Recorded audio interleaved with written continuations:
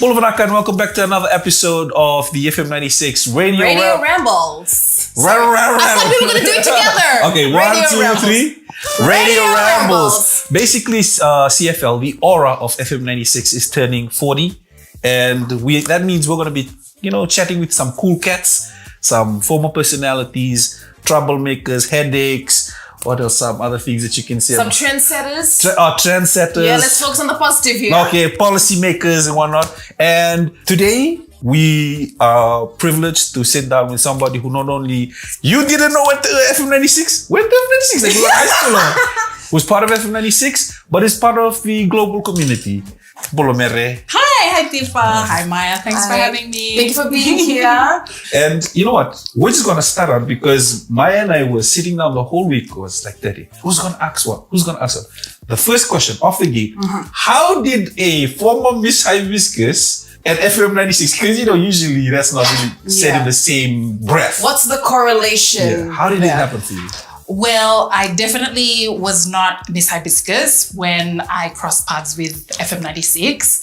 I was in university and I remember I had just come back from studies abroad and I was kind of adjusting back to life here. I had a lovely friend who also worked here at the time. You might get to talk to her as well. She's a former staff member here, Jean Manulevu. And she actually encouraged me to try out. I kind of was going back to school, didn't really have much of a direction. And of course, if you're in university, any bit of spare money you can get to go out and have fun, you're not going to pass up that opportunity. Right. And so I thought it would just be interesting to kind of come to an audition. So I believe at the time there were other other veterans of CFL here at the time, people like Naisal, who I think you spoke to. Yeah, on the first step. Yeah, so we're on to like a nickname basis. There you go. Nace and yes, I love Nace, and Mervin's amazing too. Yeah. And so they were already, they'd already been here for a while. So I auditioned actually here in this space. I think it's changed a little bit, but I still remember coming to audition here. I think who asked me questions? I think it was Charles, Alex, Dave, Lavaki might have been here as well. Right. And I've been really lucky to get to cross paths and work with them over the years as well. But that was me. I was still in university when I after the audition process and making the cut, making it into FM96, what's something you wish somebody had told you before you joined the radio industry or before you joined FM96? Oh boy, something I wish somebody had told me. I don't think people really appreciate how other hours can be, especially if you're going to school and if you're doing the mid-dawn shift from midnight, everyone is going to sleep, you're waiting for your transport and your pickup to come and do the mid-dawn shift. Yeah. And then you knock off at like 6 and everyone's going home from the clubs, you're in the transport going home. I don't know if that has changed much. No, it's still the same. If that's still the same, then I definitely relate to that. Nobody tells you that you'll be in class, the sleepy one, if there's an early morning class at school, for example. But I loved it. It was really nice. It's nice and quiet here. You get to listen to all your favorite tunes. The thing I loved about radio is you can be here in your sweats. And then when you want to be on break, whether you're allowed to or not, you can go and have a hot cup of noodles if you want. Yeah. Nobody's looking at you. Radio is fun and fine that way. But anyway, I guess that was one of the challenges, but also one of the real fun things. I really like doing mid-dawn. I love the fact that you brought up, being in your sweats, because someone asked me just a couple of years ago, like, oh, why do you keep working in radio? I was like, if I had to work a proper job, I have to wear like proper clothes. I literally could wear my jammies, and as long as I have taxi fare, I'm sorted. Yeah. So, that being on that, like on the unseen side of radio, because everyone's just seeing the hype, eh? How is it adjusting to the hours or the strains of radio, especially coming to prep work and, all the man hours that we usually put in before we get in and like talk on the mic? How was it for you? That's a great point, Tifa. I think something I really appreciated at the time, and I've only grown in my appreciation for it over the years, is the training that we did and the preparation that you put into your work, whether it's working the panel. Oh my gosh, can't believe I said that. It's been so long. It's been so long since I said that. They probably don't even say that anymore. But, you make sure that you put time and effort into your work to make sure that you're saying what you need to say. Right. Of course, the music is always going to be fun and it's enjoyable. If you're a music lover, like I'm sure we all are, it's just a dream job, and I love music. It's something that I would just do. Even if people didn't pay me, I would sit and listen to music anyway. Yeah, so facts. this was a dream for me. But there's a method to it. There are, I got the great opportunity to do outside broadcasts and travel around the country with other people at CFL. I surprisingly really enjoyed that. You get to connect with people in the community, get to, kind of like accompany them while they're taking their kids back to school and showing them where to find the best discounts and all those kind of fun things, right? I love it. And at the same time, you're having fun traveling with people that you work with. Wow. So I think that people don't really appreciate the actual training and the craft that people put into working on radio, especially if you're going on live. You never quite know what you're going to get. People respond well, people don't respond well. You kind of have to pick yourself up if things are tough, but it's worth it. I think the good points are worth it. I mean, they were. Yeah, I love it. Yeah. It's nice that you had like your fair share of fun while you were here throughout F96, but with the fun comes the bad as well. There can be a few cringeworthy moments. I have to admit that Tifa and I have had our fair share of cringeworthy moments. I'm not going to disclose mine. We're not going to talk about that I still right now. need a job.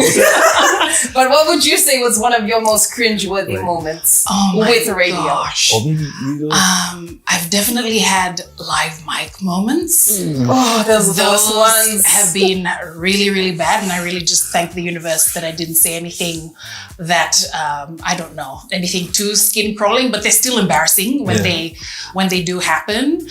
There have been a few technical mishaps, etc. But to this day, I'm obsessed with live mic moments. So I always check the mic.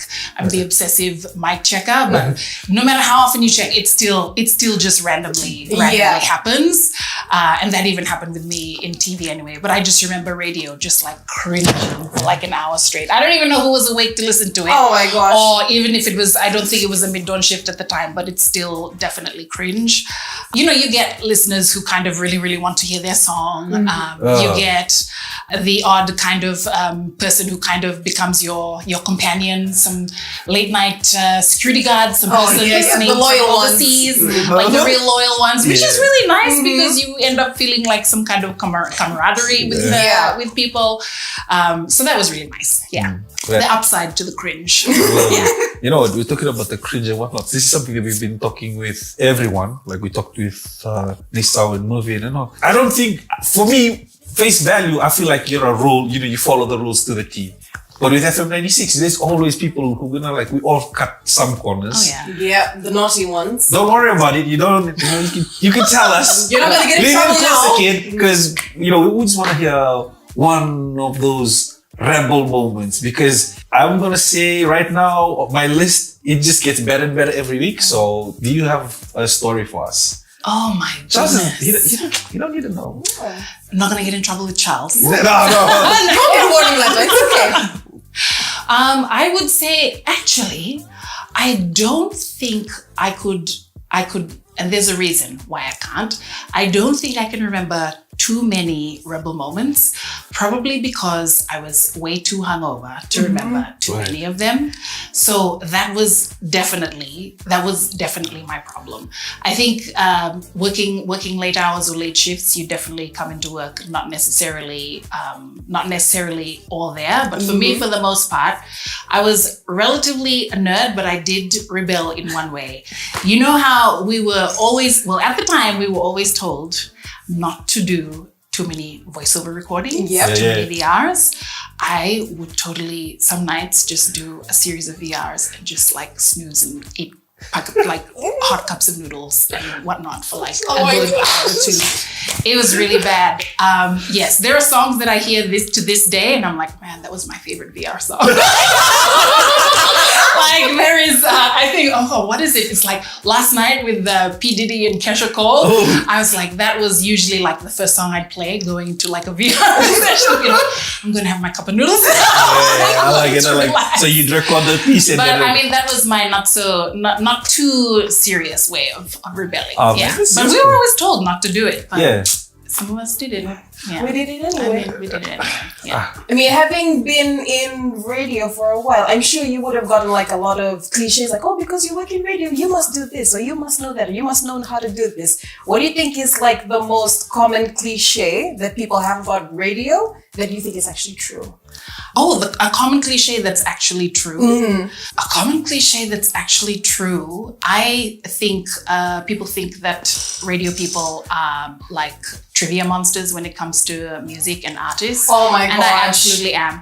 Put me on your trivia team and we will like completely take out the pop culture section. Oh, like right. I'm just, I think we all are those Yeah, types we of all people. are. You'll know the song, who did the original, who did the cover, who did the second cover, who did the remix. Who produced it? Who produced it, who wrote the lyrics, you know, or who artificially claimed to write the lyrics, but who actually wrote the lyrics. What's the song And about? what the lyrics were inspired by. Oh my days. What band breakup was inspired by them. Oh my gosh. So that is definitely a cliche that is like absolutely true for me anyway. Yeah. Yo, what is so funny is because you two are sitting right next to each other. Mm-hmm. When it's trivia time and it's music, there's no points.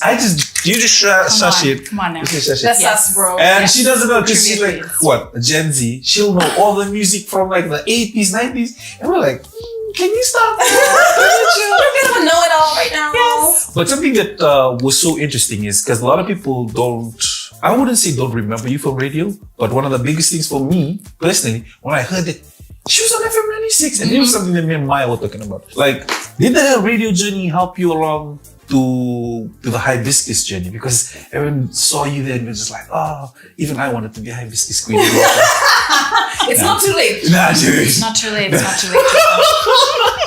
But yeah, just walk us through that jump from radio to pageant, and then going on to like conquering the world, the pretty South much. Pacific, the world. I think one of the things that's not necessarily true about people who might work in radio, like myself, that people can kind of assume that you're an extrovert. And people don't believe me when I tell them I'm an introvert. It actually takes a lot of effort for me to leave the house. I really like to recharge and spend a lot of time in my little cave under my little rock. But people assume that because you work in media or you do certain things in media that you are naturally an extroverted person. And that doesn't come naturally to me. But something that really helped me come out of my shell was, I'm a writer by choice. That's my kind of first choice of communication, precisely because I was so shy. And then working in radio helps you come out of your shell a little bit. You get to connect with other people. You don't have the pressure of them having to see you. Yeah, exactly. So I was sitting here while you guys were setting up. I was like, this is the very thing I liked about being in radio. The fact that we didn't have to be seen. Yeah, that's true. That's true. And so it really kind of helped me grow in my confidence, in my discipline around how to communicate, how to kind of just relax and know that we're all human, we're all going to make mistakes. And people can hear it if you're just yourself. Right. So just learning to open up and be more like yourself was also interesting. I loved being part of the team, the Fm96 team, and then I joined Charles later as well with Legend FM. Everyone has a different personality. Everyone's really unique. You have the real jokesters. You have people who are, definitely more like, film nerds or music nerds. Right. So all I kind of realized was that I just have to be more like myself, and everyone else is themselves, right? Right. So I think that helped me in moving onwards. And I actually met a fellow radio person here who you might also, I'm not sure if you might remember him, but I actually just met him a couple of weeks ago. Masada, Yeah, Level, who Wicca also Level. worked in radio. Masada is a relative of mine and a dear friend. We actually met each other here and we were like, I think we're related. Are you related to so-and-so? And so anyway, we became fast friends besides being relatives. Right. And he moved on from here to work at Fiji TV. Yeah. And he then conned me into auditioning for some television show. Right. And, I was just like, but Masada, this is why we love radio. Yeah, no one gets to see you. You can talk so much nonsense. Exactly.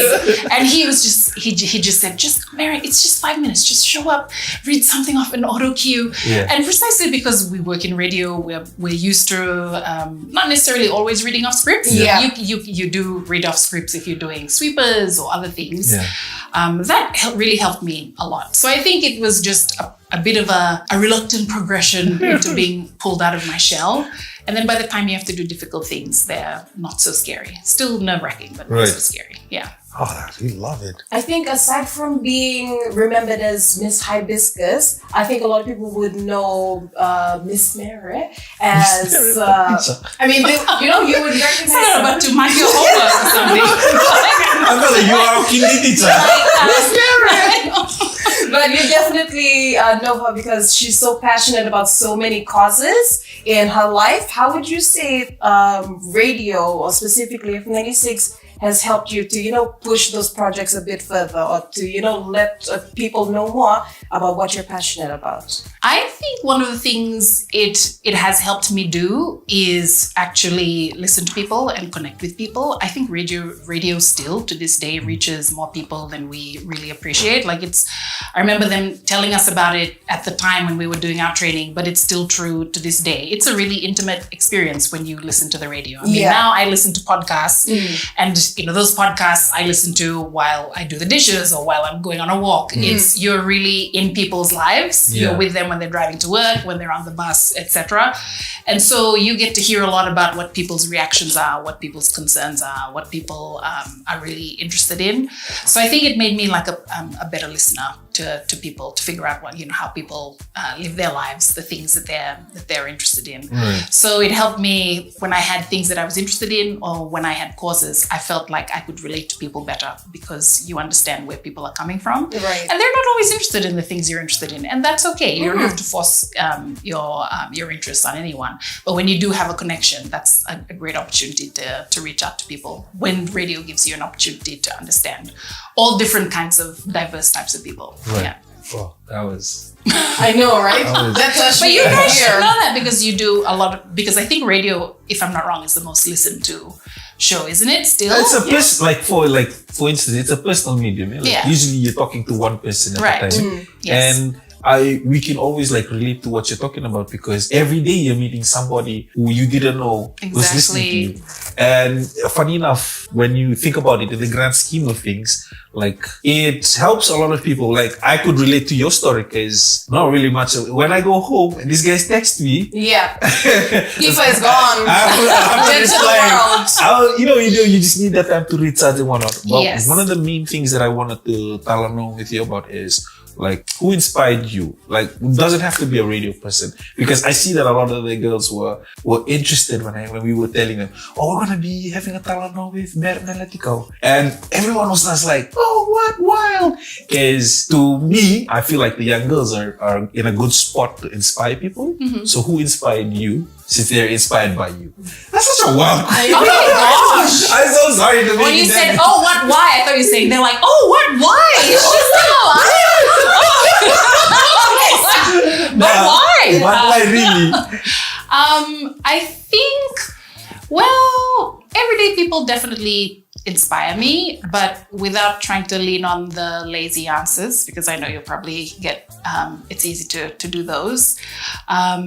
I really like people who do what they like doing really well and then disappear the rest of the time. For example, Sade. My dream has always been to emulate Sade's career, where she puts out great music and then disappears. And then disappears for 5, 10, 15 years and then comes back, puts out great music, disappears again. So there are all these people like Sade, Enya, Nora Jones, for example. A few years ago, I was at the Byron Blues Music Festival. I got to Byron Bay Blues Music Festival. And so I got the opportunity to watch a set by Nora Jones. And she showed up, said 3 words of greeting to the crowd, turned around, sat down at her piano and just jammed. Oh my gosh. And it was a beautiful thing to see because it looked like she was just having a jam session with her band. And they looked like they were having such a great time together. Cool. And she looked like she was just operating in her gift, but she wasn't necessarily the type of artist to constantly be engaging with the crowd all the time, but she wasn't treating people badly. What she was doing was performing, and we were enjoying the fact that she was performing, but she was just her own person, an introvert like like some of us, Yeah. right?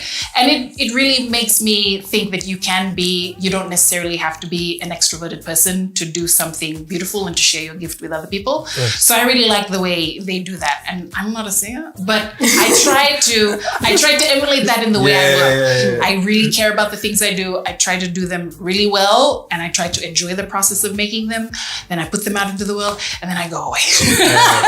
Go back under our rock Yeah, and just chill and for I a think bit. it's really important to do that too, because you guys will know this. It's such a like a screen heavy, media heavy, perception heavy world that we're living in. Yeah. So many Nice. people care about the way you're perceived, and it's great because we're all human. We need each other's validation. That's a totally human instinct. That's Right. natural, True. and that's okay.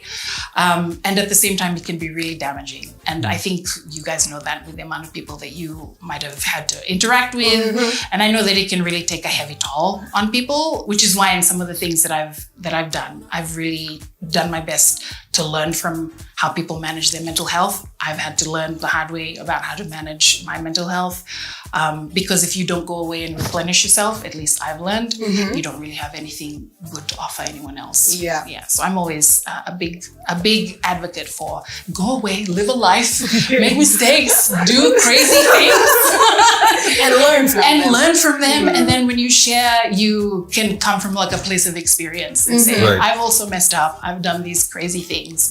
And then it just makes for like a richer conversation with people, right? True. Yeah. Not to like gain any points with you or anything, but like I've always thought that you look like Sade. In my honest opinion, Tifa, you haven't seen Sade I'm gonna write yet? this down. I need to tell my niece because Wow, she'll it's so never bold of believe me. me. Have you seen Sade? Okay, just chill, bro. Okay, I'm sorry. Nice, but She's speaking of, Sade, amazing musicians, amazing celebrities, you might have met some well-known figures during your time with F96. Who would you say was the most memorable, like, celebrity or Because you guys famous popping person? at so many concerts, eh? Yeah. during your Oh time. my gosh, there were really a lot. I think that in terms of people who visited the studio or got interviewed here, we definitely saw a lot of rugby players. I think a few Shortland Street stars might have come through. Okay. Those were always great. But I think my favorite icons and legends were the people who worked here. Like it was really nice to get to work with them. And while so many of us aren't here anymore, I get to see them, say hi to them. Right. A lot of them were here before I arrived. Were here for much longer after I left. One person, for example, who I reminded him that he was at my interview when I came to, it wasn't an interview, it was an audition. He was at my audition with Dave Lavaki, and now we just wrapped working on a project together. He helped with the cinematography for the project. Right. And so we launched it in Germany last year, and we got to premiere it in Italy this year as well. Dave came out to launch it with us in Germany. And I remember telling him, Dave, don't you remember you were at my audition? He was like, what? He was like, where was it? I was like, yes, you were sitting there next to Charles and Alex. You were at my audition. Do you remember much of your audition? I remember a few things. Did you have to read? I think I might have had to read. And then I was asked a few questions. Okay.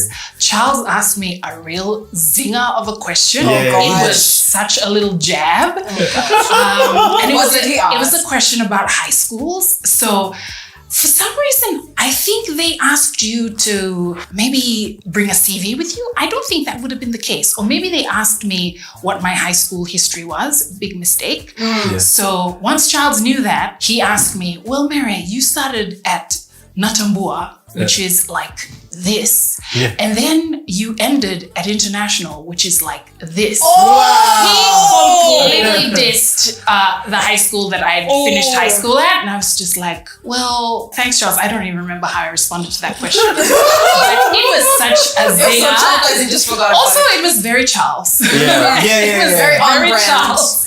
Very on brand for Charles. Yeah, that's what I remember. Hey, Mr. Taylor. Seriously. I feel like everybody we've had a talent with has had some sort of funny, zinging interaction with Charles. Yeah, for sure. And, we definitely have to get him on to confront him about all these things. And he say, what the? Not the war international. I know. Ouch. I just, I just dissociated through my response, I think. So I don't really remember I think it's what funny I said. because Nisa went through the same thing when she had mentioned that she went to international There as you well. go. Yeah. And they're like, Yeah. oh. Yeah, that's why. he would give people so much grief He because not a lot of people know this, and he doesn't like us to put it out. Yep. But he went to Suva Grammar, so he Okay. feels like he's Yes. entitled to a whole lot Yes. of sunshine. But you know what? We just wanted to thank you so much for giving us this time. Like honestly, it was such a refreshing journey to learn that you sat in the studio, you Yeah. paneled and I feel like not only the girls took away a lot, I took a lot away because just reading about where you went after radio. And so we just thank you for giving us your time. Thank and, you. Thank you for the The chat. big question now is that us on the 40th? Will we see you there? Have you? Oh my goodness. Has anyone reached out to you? People have reached out to me. Charles has reached out to me and in his signature fashion has said, well, you're going to be there for the 40th, right? Oh, gosh. So you just nod and say yes when, Yeah, when mine Charles was- says Notice those how he things. didn't ask, can you be there? He It's said, like, you will be there. Yes. And so, funny story, I was with somebody at a cafe somewhere here in Suva nearby. Yeah. Charles drives past, sees us, calls the person and asks her to give me the phone. Oh my gosh. That's basically how he reached me. Oh. And that's just Charles. He'll find you by hook or by crook. So I don't think I have a choice. Oh, yeah. I will be here. And gladly. I'll be here with bells on. That's us. So it's gonna be a big celebration. We'll just put you down for RSVP. We'll put your name on the Looking guest forward list. to it. I think it's already at number 1. Yeah, no, very. Well, thank you so much, and make sure that you like and subscribe, and you share this video to everybody, even tag her. But we've got more stories for you, and you can always tune in later. So.